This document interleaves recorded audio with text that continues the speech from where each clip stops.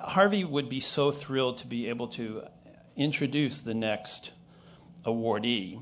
And on a personal note, my Saturday nights, as a young gay man myself who questioned his place in the world was brightened so much by the next inductee. They were called variety shows, but they only came in one flavor, male. At the dawn of the television age, variety shows were vaudeville, spruced up and acceptable, sanitized for censors, advertisers, and in everyone's living room. And they were king, quite literally. All the stars were men: Milton Berle, Sid Caesar, Red Skelton, Ernie Kovacs, Ed Sullivan, Steve Allen, Garry Moore. There were comics and singers, actors and newspaper columnists. Week in, week out, they dominated the ratings. But even though a couple of them played one on TV, none of them was a real woman. Until Carol Burnett.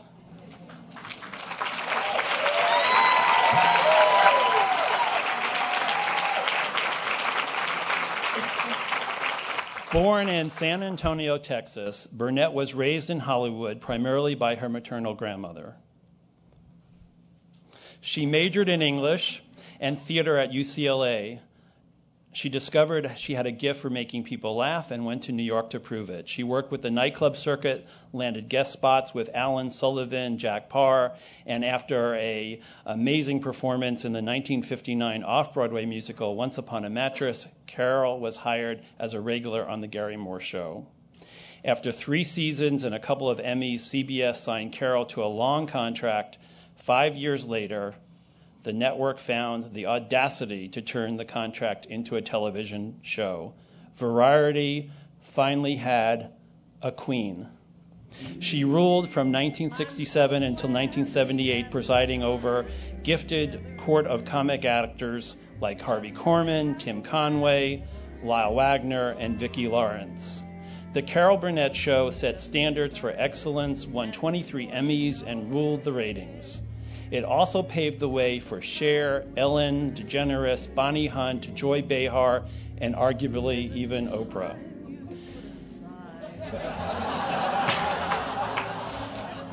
Before Carol Burnett, a vast wasteland.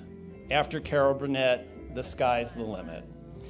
It was all made possible by a kid from Hollywood who got fired from her first job in the business as an usher at the old Hollywood Pacific Theater. Today, you can find her star on the Hollywood Walk of Fame right outside the front doors of that theater at 6439 Hollywood Boulevard.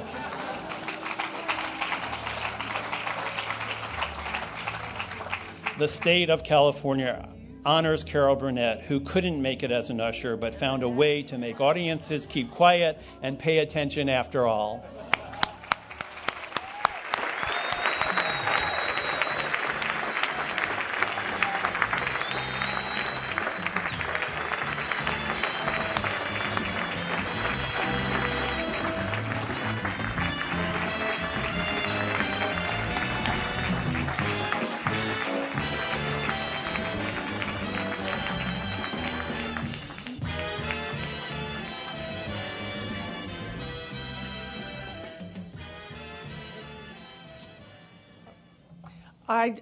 I didn't have anybody I could read for next because I was at the last chair.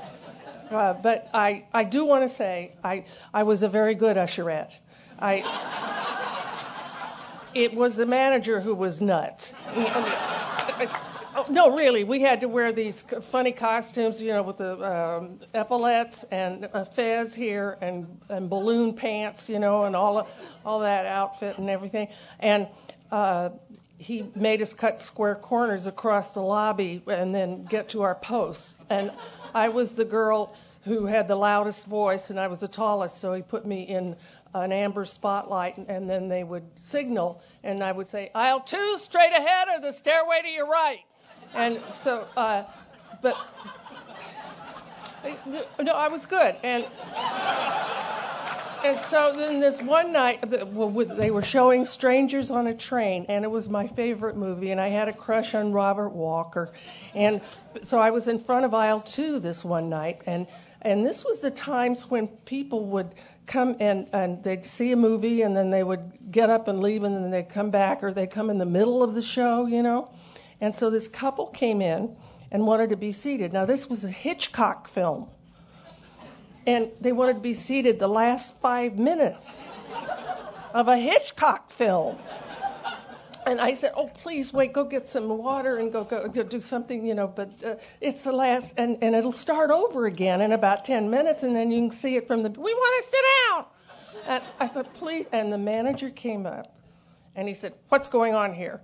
And they said, she won't seat us. And I said, but it's Hitchcock, Mr. Batten. And he said, Burnett, you're fired. He did this and ripped off my epaulets.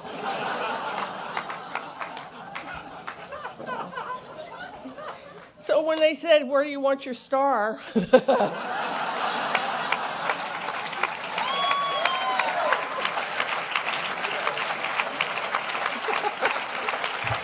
has been such a thrill to be with everybody here tonight, and thank you so much, Maria and Governor, and to see my old buddy Chuck, and to meet so many wonderful new people and friends, and just thank you. Gosh, thank you.